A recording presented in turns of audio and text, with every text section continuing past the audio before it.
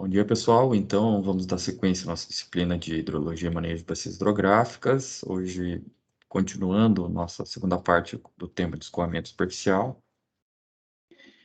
Na aula passada, a gente viu as características que levam ao escoamento, o escoamento principalmente o dito direto ou livre, a questão do escoamento subsuperficial, o escoamento subterrâneo ou de base, também chamado. Vimos que eles têm influência direta na camada saturada, e está associado principalmente à vazão dos rios. Vimos que ele é um componente integrante dentro do nosso sistema hidrológico, para fechar o ciclo, na verdade, desde o que a gente está avaliando no início da disciplina. Vimos as características dos rios peculiares, vimos as características do hidrograma, e vamos ver na aula de hoje que o hidrograma ele vai estar associado principalmente quando a gente avalia a questão do escoamento superficial, ou pelo menos das metodologias, ou as principais metodologias de escoamento superficial e a aplicabilidade disso. Justamente pensando sempre o foco da disciplina, que é a gestão, né? Pensando como você vai exercer a gestão de uma determinada área ou determinado projeto. A gente avaliou, então, como que é a resposta e a evolução desse escoamento em função da análise do hidrograma na bacia hidrográfica. Vimos algumas implicações com isso. Os fatores que influenciam, no caso, o escoamento superficial. Consequentemente, quando a gente fala escoamento superficial, a gente pense que essa água que está escoando superficialmente, aliás, perdão, ela vai ela vai ser impulsionada diretamente na vazão do meu exutório. Vimos a questão da natureza das bacias hidrográficas, que a gente já comentou, tanto em bacias hidrográficas quanto isso pode ser influenciado no escoamento. Vimos que a gente vai trabalhar sempre com a vazão, e aí a gente vai ter as máximas, mínimas, médias, em função da análise. E hoje a gente vai ver como que a gente levanta essas informações, especificamente para abordar a questão de bacias. E paramos aqui, no tempo de concentração. Esse tempo de concentração vai ser o tempo necessário que a água, uma vez que ocorrido o fenômeno de precipitação, ela vai demorar para chegar até o leito da bacia hidrográfica. Então, isso ela vai influenciar, entre outras coisas, nos meus métodos de análise de escoamento superficial. Então, esse tempo de concentração é importante. A gente viu que são dois métodos principais utilizados. O mais utilizado é esse de Kirpich, mas também da California Culver's também é utilizado. A gente fez uma análise aqui de uma perspectiva de análise desse tempo de concentração em função da bacia hidrográfica. Então, nós paramos efetivamente aqui, porque esse tempo de concentração, entre outras coisas, é dado pelo tipo de utilização da tua bacia hidrográfica. Se ela é urbanizada, se ela não é, se ela é parcialmente urbanizada e assim por diante. Aí, vamos dando sequência, então, na aula. Outra questão que é abordada, principalmente quando a gente trabalha em projetos, é o tempo de recorrência. A gente já viu esse tempo de recorrência lá quando estudou a parte de precipitação, que é a previsibilidade de você ter um evento que, pensando sempre que o input da bacia ou a entrada da bacia é a precipitação, então é a previsibilidade de esse evento ocorrer em X anos, em tantos anos. Então, ou pelo menos ser igualado ou superado por tanto tempo. Como a gente está trabalhando com o escoamento superficial aqui da bacia hidrográfica, e a gente vai ver que esses fenômenos vão ocorrer, quando você vai fazer o dimensionamento de um reservatório ou de obras acessórias, ou mesmo da galeria fluvial, que a gente já vai estudar daqui a pouquinho aí, por exemplo, dimensionar um bueiro, a gente tem que levar em consideração o tempo de recorrência. Então, para projetos de áreas urbanas ou maior, é recomendado aí o tempo de retorno de pelo menos 50 a 100 anos de picos de ocorrência. Então, por exemplo, quando eu vou dimensionar um bueiro para um, loteamento qualquer, ou mesmo um vertedor de barragem, se eu for fazer para a área urbana, que no caso vai ser um bueiro ou alguma coisa semelhante, vamos pensar no lago municipal aqui de uma cidade qualquer, assim. Ela tem um vertedouro lá, ela tem um monjo ou um sangradouro que vai sair a água excedente, seja pela nascente que está alimentando esse reservatório, seja pela incidência de precipitação. A pergunta é, se ocorrer de uma chuva torrencial de 200 milímetros em uma hora, se esse bueiro vai aguentar, ou se esse vertedouro vai aguentar esse tipo de situação. Então, quando você analisa o tempo de recorrência, justamente se a chuva ou a precipitação é o input da minha análise, eu tenho que pensar, quando eu vou fazer planejamento, em 50 ou 100 anos de ocorrer esse fenômeno, por exemplo, de uma chuva de 200 milímetros em uma hora. Qual a previsibilidade disso ocorrer? Daí a gente recorre aos dados históricos e fez lá, quando a gente analisou a precipitação, um cálculo desse tempo de recorrência ou previsibilidade de ocorrência disso aí. Mas ele está embutido, principalmente porque quando a gente for avaliar o hidrograma da bacia hidrográfica, que vai ser essa resposta a uma dada precipitação, eu tenho que pensar isso, porque eu tenho que pensar em dimensionar o meu sangrador ou o meu vertedor. Aí nós vamos ter duas situações. Quando a gente avalia, ou pelo menos a parte, os hidrogramas, ou as metodologias de hidrogramas, vai avaliar duas situações. Você tem uma situação que é a precipitação total e a outra é a precipitação efetiva. A precipitação efetiva vai ser aquela parcela que vai gerar escoamento superficial. Então, assim, ocorrido o fenômeno de precipitação, a gente já viu nos demais módulos anteriores que a parcela vai evaporar, vai interceptar, vai evaporar, outra parcela vai escorrer pelo tronco, vai cair na superfície, vai infiltrar, ou mesmo evaporar. Então, eu vou ter uma parcela perdida. Essa parte que está infiltrando no primeiro momento, lembra que a infiltração é maior no início, daí depois ela tende a equalizar e depois gera o meu escoamento superficial. Então, essa parcela que está de perdas, abre aspas, de parcela que não gera o escoamento superficial não é contada. Então, a precipitação efetiva vai ser única e exclusivamente aquela que vai gerar escoamento superficial. E quando a gente analisar o nosso hidrograma, principalmente o hidrograma unitário, ou as metodologias que a gente for avaliar, a gente tem que considerar sempre a precipitação efetiva, não a total. Então, se você analisar esse hidrograma aqui de baixo, que eu vou ter um volume em milímetros ao longo do tempo, eu tenho que em azul escuro é minha precipitação total. Você veja que ela demora um tempo na escala aqui para começar o meu escoamento superficial, minha precipitação efetiva. E depois, ao longo do tempo, ela tende a normalizar, justamente porque o solo já saturou, então, e a densidade a quantidade de chuva já parou, então esse resto de água que está escorrendo, ela tende a chegar junto, ou acabar junto com a precipitação total. Beleza? Eles vão ter resposta diferente, justamente a precipitação total sempre vai ser maior em função do balanço de massa, né? Justamente porque se eu tenho X entrando e eu tenho percas, é evidente que eu não tenho, se eu já tenho alguma perca no meio do caminho, por qualquer natureza, seja por infiltração, interceptação ou evaporação no meio do caminho, eu não vou ter o mesmo saldo aqui no final. Perdão.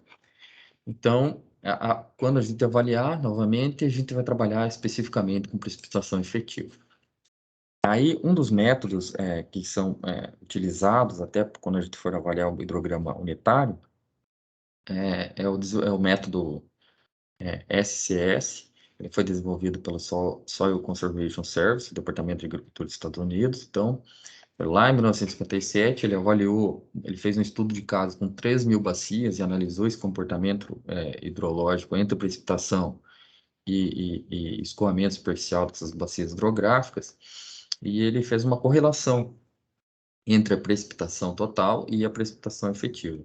Essa precipitação efetiva aqui, vocês vão ver que ele gera, daqui a pouco, quando a gente for falar, principalmente nos modelos unitários, o hidrograma unitário sintético, um escoamento superficial, porque eu tenho uma incidência de chuva, eu vou ter umas percas de chuvas, e com isso eu vou ter um escoamento superficial. Então, essa relação precipitação-escoamento a gente já vai ver. Ou precipitação-vazão, chuva-vazão, geralmente é o que eles nominam. Então, a precipitação efetiva vai ser uma relação direta entre a precipitação. Aí, aqui vai uma observação. Algumas equações, algumas fórmulas apresentam essa fórmula aqui diretamente. Outras, ela pega esse índice de infiltração aqui, que é o 0,2S, tá, que é o mesmo aqui, ó, 0,2S, e no lugar desse 0,2S coloca esse IA aqui, que é o índice de infiltração, que são aquelas perdas iniciais. Então, você é a evaporação, infiltração, que é na ordem de 0 a 2 S. Então, então o que que ele fala? Qualquer infiltração, qualquer precipitação que seja menor que esse 0,2 S aqui, não vai gerar uma precipitação efetiva. Quer dizer o quê? Que não vai me gerar escoamento superficial. Tá difícil hoje. Então, se eu tiver qualquer precipitação, né, menor que isso aqui, eu vou perder para o solo, vou perder por evaporação, vou perder por qualquer outro motivo, mas não vai me gerar nenhuma vazão efetiva que me gere escoamento. Então, tanto faz, né, se colocar esse A aqui, a fórmula é exatamente a mesma. Então, vai ser uma relação direta com a precipitação, menos 0,2S, que vai ser essas perdas iniciais, dividido pela precipitação vezes 0,S S, que esse S aqui vai ser o potencial de retenção de água no solo. Esse S aqui, vocês vão ver que a gente vai calcular agora. Aí o S ele vai ser uma relação direta, esse método ele vai fazer uma relação direta com o chamado, um coeficiente chamado curve number. Esse curve number, dessas bacias hidrográficas aqui, ele fez uma relação direta entre o escoamento superficial. Então, ele faz o quê? Não tem o índice físico, né, mas ele faz uma relação direta com o tipo de umidade do solo e ocupação da bacia. Ou seja, quanto de escala que meu solo está atendendo a essa ordem que está abaixo ali. Por exemplo, ele vai fazer uma relação direta com o tipo de solo, curve number, né? Relação direta com o tipo de solo, com a condição de umidade, com a condição do solo e o tratamento da superfície, e depois, por fim, a gente vai fazer uma relação com o valor aproximado. Esse valor lembrando que quando você trata algum índice em função de análises históricas, e no caso aqui são aquelas 3.000 bacias que foram avaliadas, e as características das bacias vou mostrar a sequência. Esse 0, esse do 254 aqui é só para converter em relação a polegadas, porque se você olhar o gráfico da curve number aqui, ele é em polegadas, então a equação S, que vai ser esse potencial de retenção de água do solo, que vai me dar vai ser a relação direta da precipitação efetiva, ele é em função, então, entre outras coisas, da ocupação e do tipo que se encontra esse solo. Então, por exemplo, se eu tiver uma curve number de 100 aqui, eu quer dizer que toda a água que precipitar, eu vou ter escoamento superficial. Agora minha apresentação.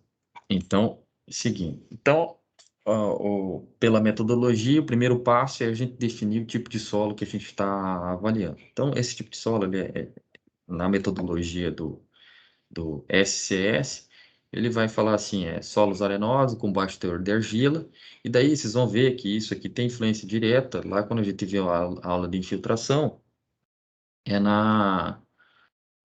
quanto que essa água tem de capacidade de reter o solo. Então, o primeiro grupo vai ser o A, que é essa com solos argilosos, com inferior a 8%, havendo rochas encamadas e assim por diante. Solos arenosos menos profundos, do grupo A, com maior teor de argila, porém com inferior a 15%, nesse caso, terras roxas, o limite até 20%, e assim por diante. Ele vai descrevendo quais as características desse solo, daí você tem que avaliar de acordo com o que você tem, a situação que você tem, para categorizar. Para essa análise aqui, eu só destaquei o B aqui, que é a característica aqui na nossa região oeste aqui do Paraná, justamente para a gente dar uma analisada como que faria isso aí, um exemplo bem prático. Então, o segundo passo é categorizar a umidade antecedente do solo, ou antes de ocorrer a precipitação, para saber quais as condições. Então, a condição 1 são solos secos, chuvas nos últimos 5 dias não ultrapassaram 15 milímetros, é uma situação que, por exemplo, aqui no oeste a gente está vivendo, já faz mais de 15 dias que não chove, então seria a condição 1. Condição 2 é uma situação média na época de cheia, as chuvas nos últimos 5 dias totalizaram, 15 a 40 milímetros. E a condição 3, o solo já está úmido ou próximo à saturação, com chuvas nos últimos 5 dias superiores a 40 milímetros. Então, categorizado esse tipo de condição de umidade no meu solo, no meu caso aqui eu teria condição 1, porque não chove nos últimos 15 dias, nada, então não tenho chuva nenhuma. Então, minha condição é solo seco. O terceiro passo seria, dentro da minha condição do grupo 1 e da minha condição do grupo 2, ou perdão, da minha condição de umidade de solo, eu categorizar. O que acontece? A previsibilidade de quando você avalia o passo 3 é quando você tem uma situação do grau 2. Só que o passo 4 ele faz uma correlação direta entre o grau 2 com o grau 1 e o grau 3. Então, a tabela 2, você analisa a tabela 3, você analisa em função de ter uma situação D2, mas depois você corrige os valores. Então, voltando aqui, eu tinha eu tinha solo do grupo B e uma condição de solo C, mas eu tenho que analisar agora a tabela 3 em função do tipo de estrutura. Então, a tabela 3 vai falar assim, pela tua classificação do tipo de solo A, B, C e D, e você vai avaliar o coeficiente CN, ou curve number, de acordo com o tipo de pavimentação ou o tipo de estruturas que você vai ter. Então, tu vai ter uso residencial, então tamanho médio de lote de 540 metros, com estrutura impermeável, tantos por cento. Eu vou ter uma curve number aqui de um valor característico em função dessas características que eu estou encontrando aqui. Estradas, ruas pavimentadas, guias de drenagem com cascalho, assim por diante. Áreas comerciais com 85% de permissão, assim por diante. E assim vai.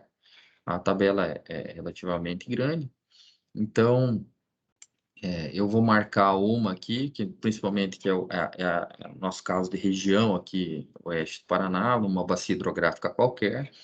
Eu tenho vou analisar uma região de cultivo de grãos com curvas de nível em condições ruins. Então, eu vou ter, para um solo tipo B, uma curva number de 74.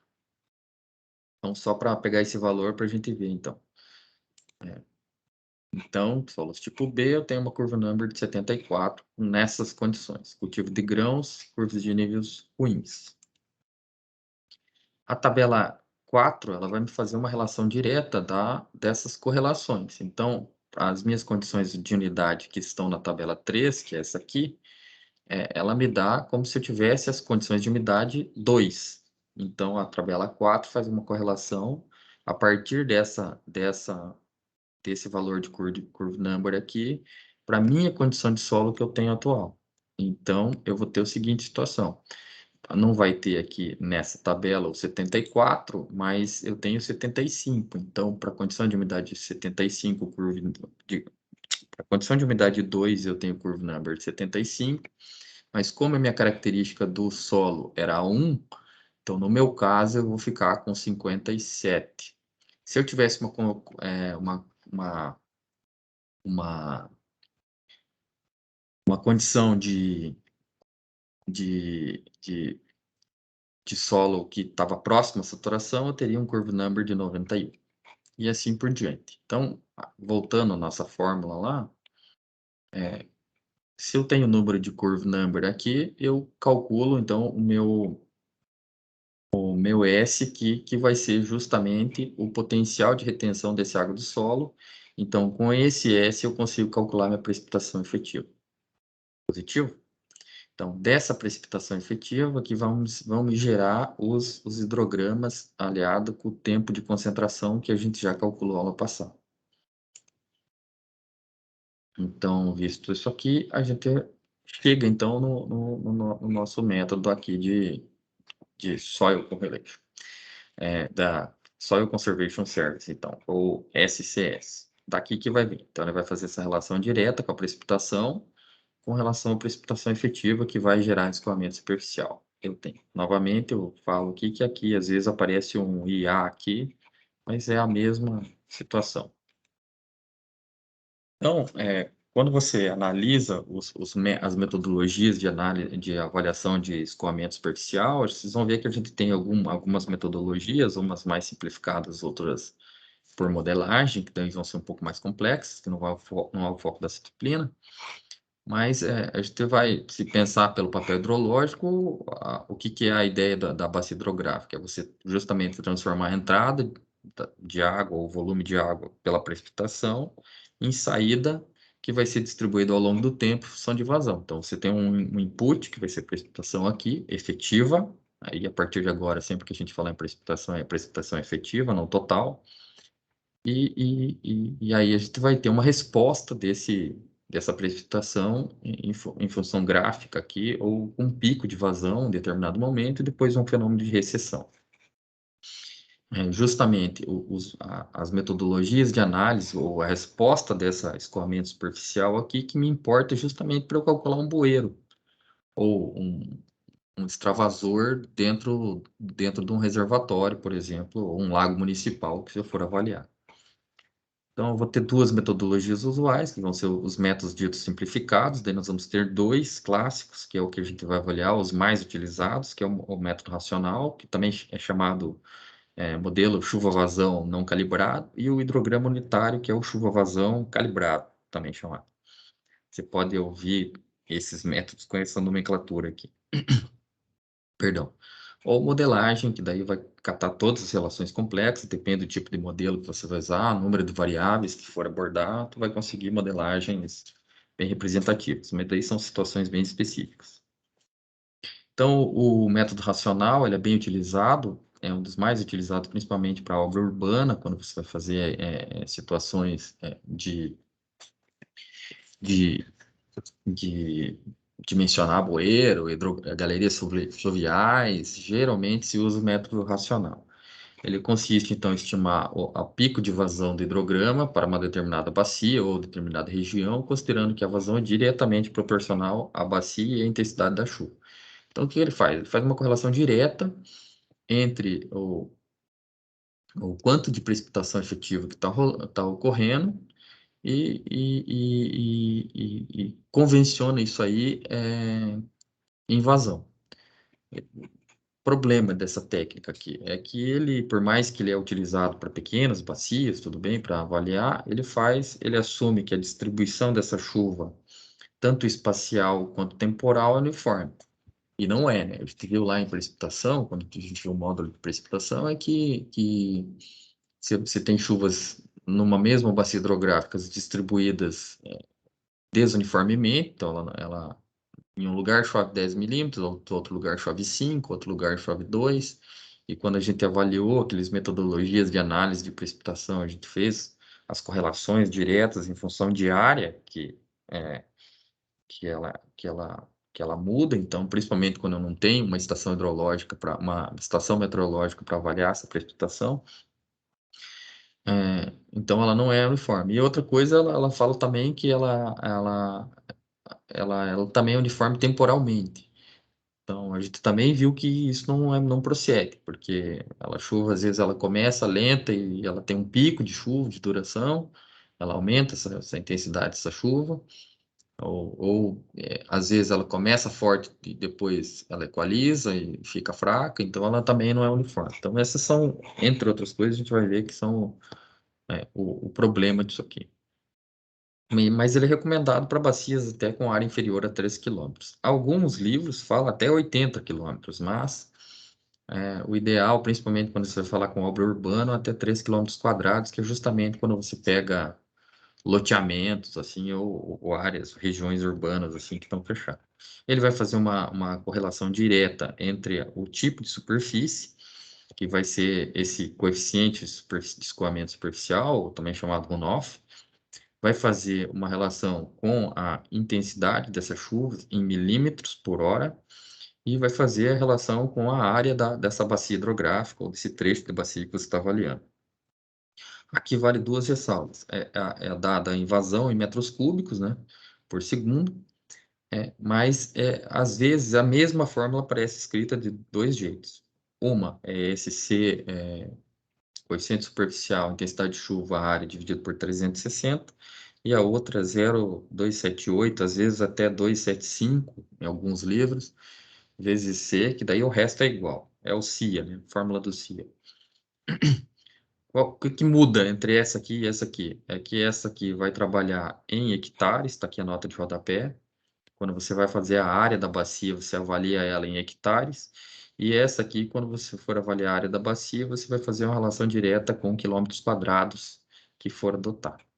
Mas se não, basicamente é a mesma. E se você pegar o 1 dividido por 360 e fazer a relação de quilômetros quadrados para hectares, vai ver que a relação é justamente essa 0,278.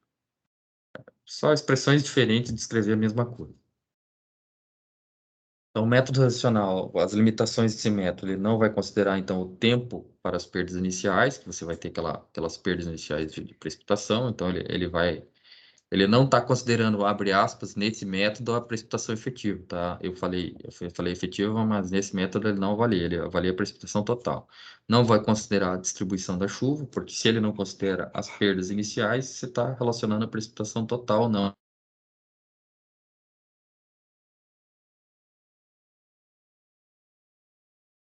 Não considera o efeito da intensidade na chuva no coeficiente C. A gente vai ver os coeficientes C aqui, então, que é o runoff, que vocês vão perceber que ela ela muda de acordo com a superfície, o coeficiente que vai fazer uma relação direta com a impermeabilização dessa bacia hidrográfica, o tipo de cobertura que você tem, não vai considerar o efeito da variação do armazenamento dessa chuva em relação ao tipo de solo, não considera a umidade antecedente do solo e assim por diante.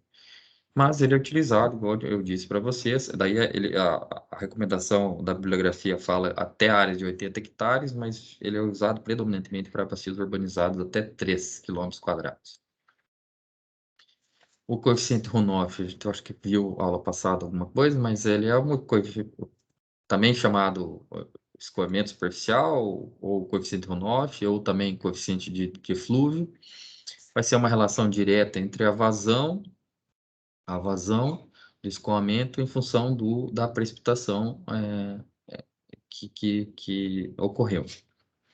Então, ela é relativa a chuvas isoladas, assim, então, em intervalos de tempo, então, não é uma questão para ficar avaliando ao longo de várias chuvas, então, que foram dadas, mas pontuais, e ele vai fazer essa relação em função de...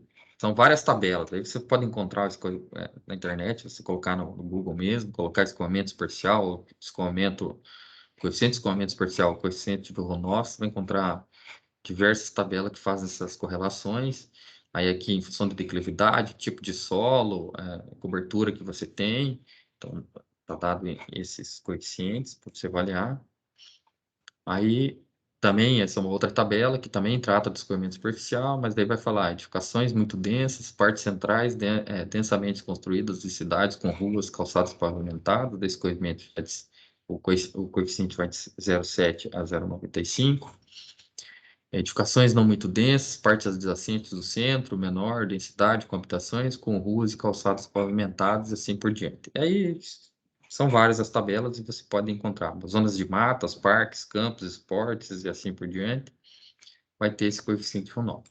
Eu vou marcar já, lembrando que sempre quando você vai falar em coeficiente, quando você vai fazer relação de precipitação, usam geralmente o maior, né?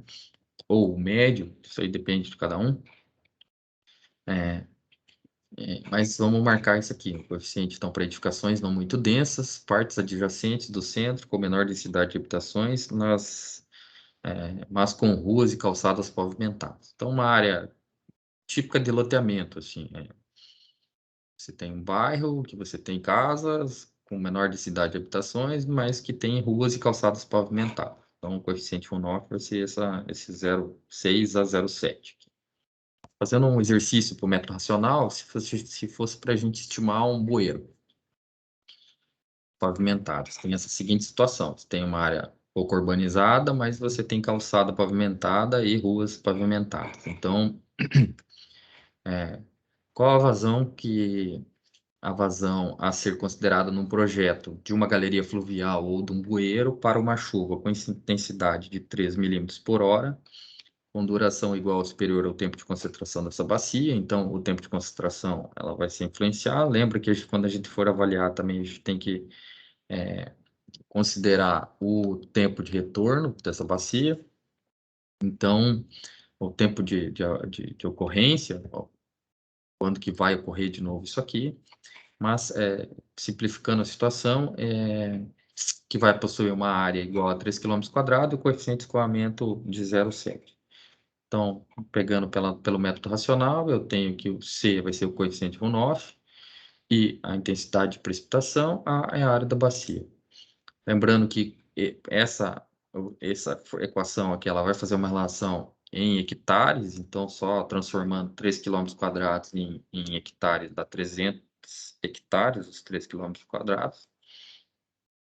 Então, eu vou ter 0,7, 3 milímetros, 0,7 que é o coeficiente, 3 milímetros que foi a intensidade, a área de 300 hectares, dividido por 360, eu vou ter essa relação. Então, eu tenho aqui uma vazão de escoamento, então, que vai me gerar de escoamento superficial de 1,75 metros cúbicos por segundo.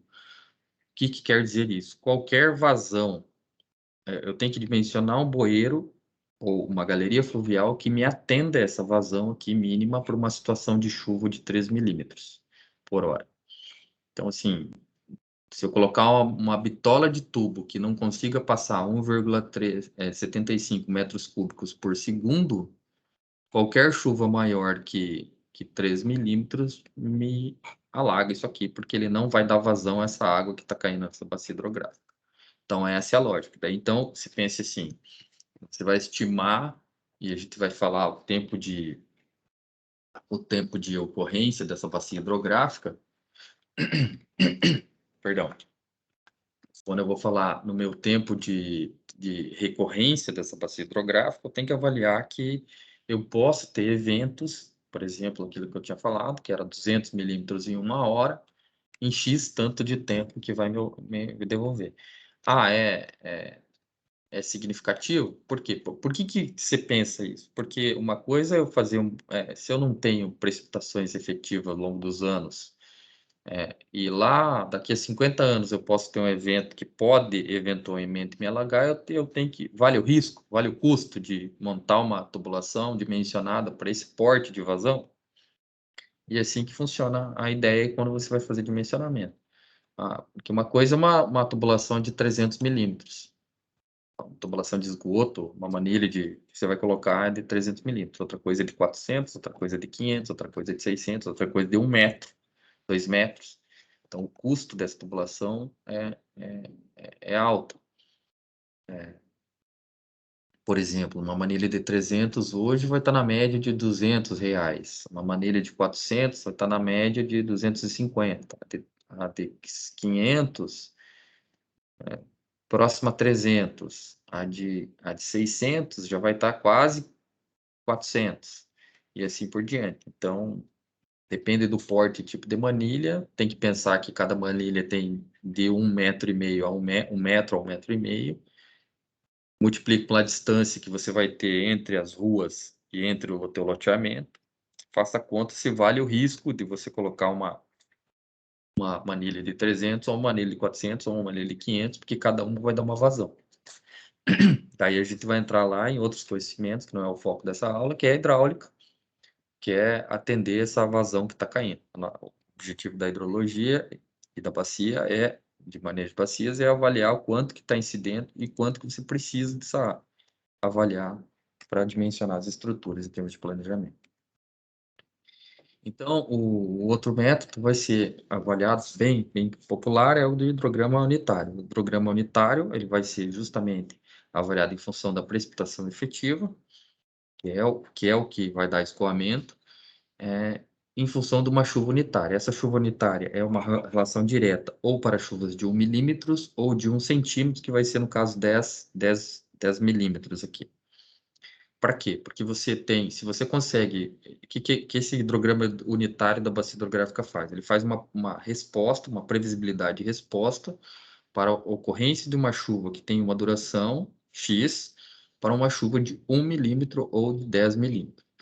Porque daí o que acontece? Se você tem qualquer outra chuva de 2, 3, 5, 10, 2,5 milímetros, se você tem resposta para como que é o hidrograma, ou a resposta dessa bacia hidrográfica ou de escoamento superficial para esse hidrograma unitário, você, por proporcionalidade ou superposição, você consegue fazer previsibilidade de comportamento desse escoamento superficial. Então, você consegue modelar isso ou prever o comportamento dela.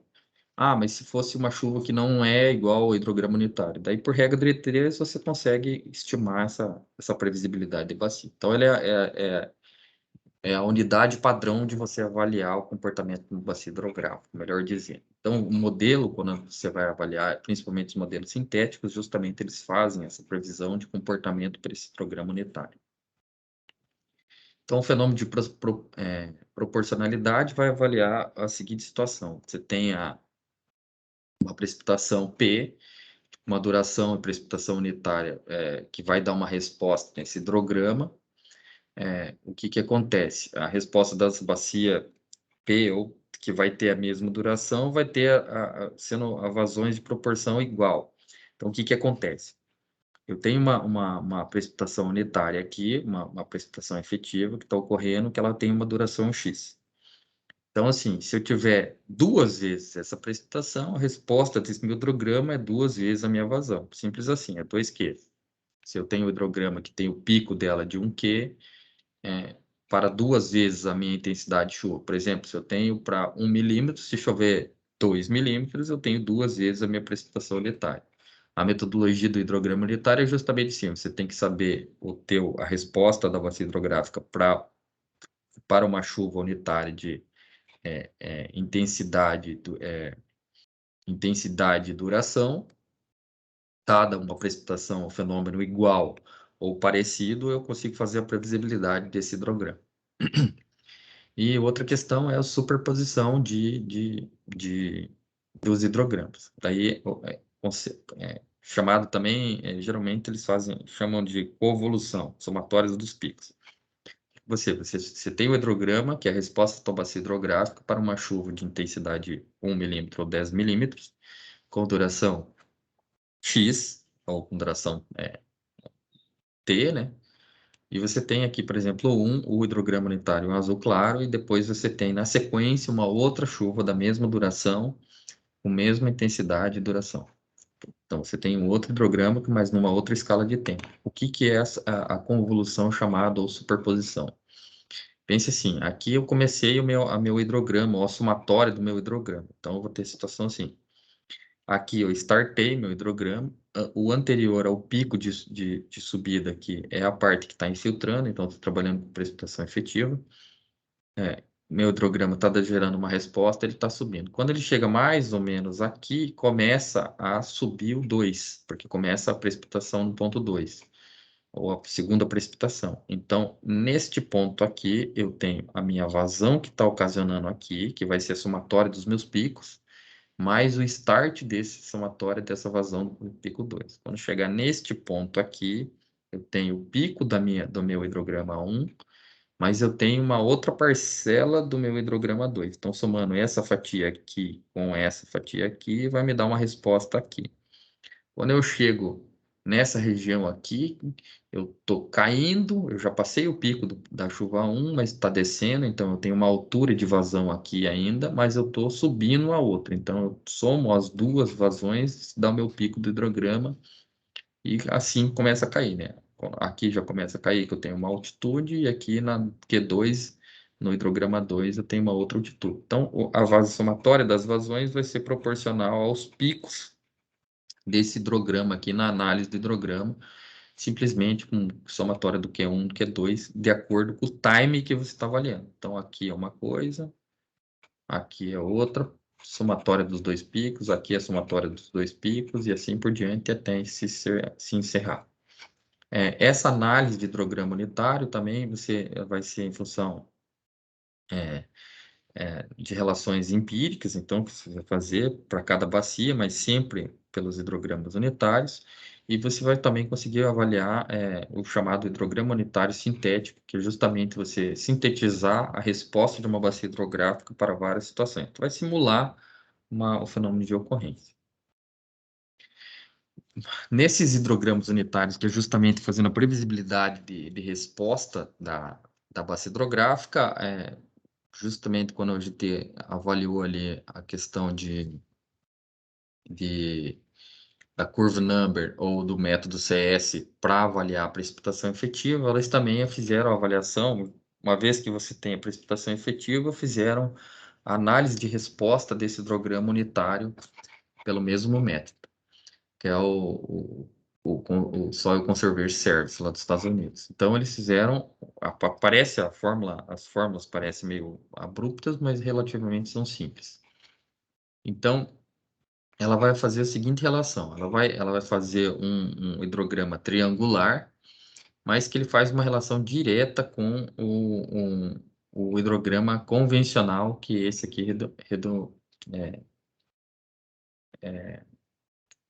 circular aqui, ou parabolar, né, melhor dizendo. Então, vai ser a resposta da precipitação efetiva em função de uma chuva de forma triângulo, mas vocês vão ver que ele compensa. Então, o hidrograma unitário sintético vai fazer uma relação direta entre o cálculo do tempo de pico, que vai ser a, a duração da chuva dividido por 2 vezes 0,6 vezes o tempo de concentração, lembrando que a gente já calculou o tempo de concentração lá atrás. Você vai ter o tempo de ascensão desse pico, então o tempo o, o tempo de pico, ou seja, quanto que vai tempo demorado em horas para eu chegar no meu pico, vai ser a metade dessa minha precipitação, justamente porque aqui no começo você tem a parcela que infiltra e percas. Você vai ter o tempo de ascensão, que é justamente o tempo que demora do início da precipitação até o topo dela, e você vai ter o tempo de recessão, que é essa declínio aqui, e você vai ter o tempo de duração dessa chuva total. Então, a relação vai ser dada por assim, tempo de pico, duração dividido por 2 mais 0,6 vezes o tempo de concentração. Eu tendo o tempo de pico, eu consigo calcular o tempo de ascensão, que vai ser o tempo de pico dividido por a duração da chuva dividido por 2. Eu tenho o tempo de recessão, que é 1,067 vezes o tempo de pico. O tempo de duração dessa chuva, ou o tempo da base, duração do escoamento superficial, é 2,67 vezes o tempo de ascensão. E a vazão efetiva dessa chuva aqui, então, o tempo de vazão de escoamento vai ser dado por 2,08 vezes a área dividido por T. Aqui está errado essa fórmula, tá? Porque é 2,08 vezes a área. O dividido aqui é a relação toda. Dividido pelo tempo de situação. Já a outra fórmula está certa, já vamos ver. Então, analisando o hidrograma, eu vou ter a seguinte situação. Eu vou ter, se fosse pegar o meu hidrograma tradicional, eu vou ter um tempo, início da precipitação, vai ter um delay até começar a subir esse escoamento superficial, em função da precipitação efetiva. Então, tem delay que está infiltrando, começa a levantar meu hidrograma, meu escoamento superficial, até que cessa a precipitação, meu solo satura, começa a rolar o escoamento superficial, até que ele vai declinando. Esse é o hidrograma real, em verdinho aqui. Se for pensar, então quando os caras do SCS avaliaram aquelas 3.000 bacias, o que eles observaram? Para modelar e fazer a simulação, eles avaliaram que essa área aqui, que não está composta aqui, é a área que está aqui, dentro desse hidrograma, e esta área aqui, que está um pouco acima dessa resposta desse hidrograma. Então, eles conseguiram montar um hidrograma sintético que condiz satisfatoriamente com o hidrograma real, se fosse ocasional. Então, desse monte de simulação que eles fizeram aqui, eles conseguiram chegar nessas equações aqui, ou nessas respostas para as bacias hidrográficas, ou quanto que dá uma precipitação efetiva aqui, me dá de resposta lá de vazão. Nós vamos fazer um exercício aqui só para exemplificar o que a gente está falando. Então, determine o hidrograma unitário de uma bacia rural, com 1,5 km de área de drenagem, cujo tempo de concentração que a gente calculou lá atrás, lá na aula anterior, é de 20 minutos para um bloco de precipitação de 5 minutos. E quer dizer, a duração dessa minha chuva aqui foi de 5 minutos. Beleza? Então é o seguinte, o primeiro passo é calcular meu tempo de pico. O tempo de pico vai ser dado por duração dessa chuva, dividido por 2, 0,6 vezes o tempo de concentração. Nota que quando você fala aqui, ele vai falar ela vai fazer o tempo, geralmente quando você aborda tempo nessas equações, ela trabalha em horas. Então aqui você teria que fazer uma relação de 5 minutos dividido por 60, e aqui você teria que fazer 20 minutos dividido por 60. Mas você pode também usar em minutos, e lá quando você for fazer a equação aqui de vazão, para estimar essa vazão, você faz essa relação direta que também funciona. Então, usando os 5 minutos, eu tenho a duração dessa chuva, da precipitação, de 5 minutos, dividido por 2, 0,8 vezes 20 minutos, que é o tempo de concentração dessa bacia. Então, eu tenho um tempo de pico de 14 minutos para chegar no pico dessa vazão, 14,5 minutos. Aí eu posso calcular o tempo de recessão e o tempo de ascensão. Calculando o tempo de recessão, é 1,67 vezes o tempo de pico, vai dar 24,2, que é o tempo de 0,2 minutos, que é o tempo de recessão, e o tempo de ascensão, eu tenho que é o tempo de pico, que é o 14 minutos, dividido por a duração da chuva, que é 5 dividido por 2, vai me dar esse 36,25 minutos. Para o cálculo da vazão de escoamento superficial, eu vou ter a seguinte relação: 2,08 vezes a área da bacia, vezes, aqui está em quilômetros, tá? É diferente daquela outra equação lá que a gente avaliou pelo método Kia. A área da bacia vezes o tempo de pico. Então, vai ser o seguinte: 2,08 vezes 1,5, que é a área em quilômetros quadrados da bacia. Aí, aqui que eu fiz a relação minutos em horas, porque a fórmula da bacia é metros cúbicos por segundo, então ele faz uma relação direta com horas. Então, 14,5 dividido por 60 vai me dar essa equação aqui, me dá 12,91. Pergunta agora, o que quer dizer esse tempo de escoamento aqui superficial de 12,91? Então, assim, para cada... Lembra que ele está fazendo um hidrograma unitário sintético. Então, o que o hidrograma unitário ele faz? É resposta da bacia hidrográfica para 1 milímetro de chuva. 1 milímetro de chuva com duração de 5 minutos. Então, ele está te dando a resposta desse 1 milímetro, que está chovendo, ou 10 milímetros, ou 10 milímetros, para a resposta de uma chuva com 5 minutos de duração. Aí eu tenho chuva de 10 minutos de duração, 20 minutos, 30 minutos, e assim por diante. Então, a resposta desse hidrograma para cada 1 milímetro ou 10 milímetros de chuva, daí dependendo como você está avaliando isso aqui, a precipitação efetiva da bacia, o seu impacto na vazão de pico é de 12, ou seja, quanto que vai chegar de vazão no meu córrego, que é o que está escoando superficialmente. Ah, mas se a chuva não fosse de 1 milímetro exatamente, aí eu faço uma regra de 3. Eu pego essa minha chuva unitária,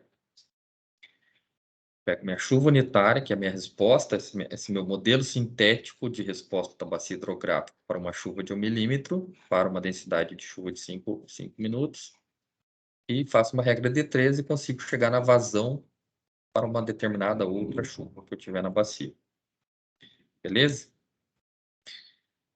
Visto essas metodologias de análise de vazão, que quanto que vai me chegar nesse rio, então, se eu sei quanto que está chegando no rio de vazão, eu sei quanto que eu tenho que dimensionar o meu bueiro, ou meu extravasor, ou alguma coisa para solucionar meu problema. Aí vai aquela questão que eu consigo estimar num hidrograma a minha resposta da minha bacia hidrográfica em função do meu hidrograma unitário. Ou seja, eu sei quanto que esse gráfico vai subir aqui de acordo com determinadas situações.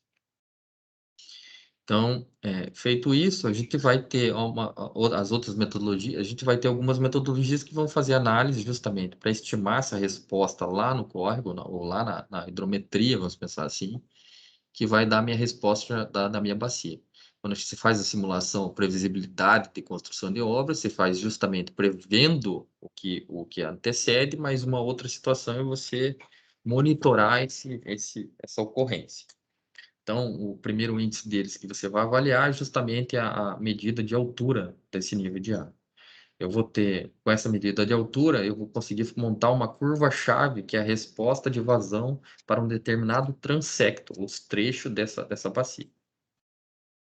Um dos equipamentos que mede, dois equipamentos são você colocar de metro em metro a evolução dessa chuva. Para cada metro desse, eu sei que eu tenho uma área de secção transversal e eu medindo a vazão desse rio, a velocidade do rio, eu consigo estimar a vazão desse córrego. Então, pense aqui, ó. Eu tenho esse rio que está passando aqui, eu tenho uma conformação dessa bacia aqui, desse rio nesse trecho. Essa é uma conformação se ela está com 1 metro de altura. Se ela tiver com 2, ela está aqui. Então, o transecto é diferente. Se eu tiver com 3, o transecto é diferente. Então, um dos equipamentos que a própria Ana avalia, esses linfográficos aqui, nada mais é um pulmão de nível aqui, que ele vai lendo e fazendo anotação desse nível de água em função de se o rio sobe, se o rio desce. O interessante para você saber nesse nível da água é que se você tem um perfil de vazão para um determinado transecto do rio, aqui eu tenho um trecho, aqui eu tenho outro trecho, aqui eu tenho outro trecho, a conformação do corte transversal desse rio é de um jeito, e a profundidade vai me alterar o tanto de água que pode passar aqui em função da velocidade. Então, é mais ou menos assim, eu tenho a profundidade do rio, então uma coisa é eu ter ela com 42 metros de profundidade, eu tenho esse transecto aqui, essa área. Lembrando que a vazão é área vezes a velocidade. A área em metros quadrados, velocidade em metros por segundo. Eu vou ter metros cúbicos por segundo. Então, se eu tiver um equipamento que vai medir a velocidade da água e eu saber, em função da altitude do rio, como é que é o meu transecto aqui, eu consigo saber a vazão de um determinado rio, dos diferentes transectos. Então, os métodos geralmente que são avaliados para como você observar essa avaliação desse rio são justamente esses. Você faz a medida da área, que você mede uma única vez, num determinado ponto. Então, para cada altitude de rio, você sabe qual a área que ela está, nesse transecto, nesse ponto desse rio. Aí, uma vez que você sabe a área, nesse postos fluviométricos aqui, você vai ter você conseguindo medir a vazão, a velocidade dessa água, você consegue calcular a vazão desse rio ao longo dos anos e assim por diante. Então, a medida da área de secção transversal para rio pequeno, você consegue fazer, medindo literalmente, com trenas, réguas e afins. Se forem rios maiores, tem que ser por ecossonda ou ecobatímetros aí, com sonar e afins. Medidas de velocidade. Nós vamos ter 4 principais aqui. Medidas de velocidade, a gente vai ter por flutuadores. Flutuadores são umas boias ou algum equipamento que você vai jogar dentro de um transecto de rio, você separa uma distância do rio e solta várias e várias vezes essas boias aqui para determinados trechos, ele vai captar essa velocidade de escoamento superficial e vai fazer uma correlação direta com a velocidade do rio. Aí tem, lá na hidráulica ela vai falar assim, que depende da margem do rio, se for desse canal, se for pedregoso, se as bordas forem com vegetação, sem vegetação, se for só terra. Então vai dar uma velocidade de escoamento superficial que vai ser relacionado diretamente com o tipo de vegetação, o tipo de canal que você encontra, e vai te dar o escoamento, a velocidade média dessa vazão aqui vai ser em função dessas outras características. Mas, basicamente, você tem um tempo para transcorrer nesse percurso que você delimitou, e esse flutuador vai demorar. Você solta numa área aqui, ele vem, demora um tempo até chegar no outro ponto que você está medindo. Você sabe a distância, vezes o deslocamento, você calcula a velocidade que está superficial. Aí faz uma relação direta do escoamento da velocidade média. Tendo a área e a velocidade, você calcula a vazão. O outro método de medir velocidade é pelos molinetes. Molinete é esse equipamento aqui que você, ou também chamado, alguns chamados flow meter também, que é similar o processo, mas você vai ter um aparelhinho que você vai colocar dentro da água e ele vai pegar ou pelo número de voltas, e vai fazer uma relação direta pelo número de voltas, ou pela velocidade. O flow meter vai medir mesmo a velocidade que você está naquele determinado trecho por uma determinada profundidade. Você também tem os chamados ADCPs, que vão ser os pulsos, que vai fazer uma relação pelo efeito Doppler, né, que é um pulso somatório, geralmente ele é um equipamentinho aqui que tu vai fazer ondas, né? Ele vai mandar uma balsinha que vai estar lá, que você vai colocar em determinado trecho do rio, e ele vai emitindo pulsos sonoros aqui pela taxa de retorno de escoamento dessa água, ele consegue estimar a velocidade que está rolando. Ou por construção de estruturas ou medidas de calhas ou vertedouros. Você cria uma estrutura, desvia o curso do rio ou do córrego em determinada situação, e se você sabe o transecto aqui, o vertedouro que está passando, você consegue medir a velocidade. Esses são os 4 modelos principais. Os mais usuais são os molinetes, ou flow meters também. Os ADSPs também são funcionais. Mas geralmente a ANA vai medir por molinetes. Ou por um desses dois, é melhor dizer. A campo, assim, geralmente você vai medir com flutuador e faz uma correlação direta, assim. Ser engenheiro ou técnico de campo, biólogo e afins, que vai fazer o uso disso aqui, vai fazer uma relação direta com os flutuadores. Aí a bibliografia fala o seguinte: quando você vai fazer a medida de velocidade, você tem que fazer uma relação direta com a profundidade e a distância que você vai ter desse core. Segundo o Santos 2001, ele vai fazer uma relação, ele faz uma relação de número de pontos que você tem que pegar para medir essa velocidade, né? Com relação à distância. Então, para rios de profundidade de 15 centímetros a 1, você vai fazer um ponto só, de 60 a 1,22, de 1,20 a 3, ele faz uma proposta de avaliação de ponto.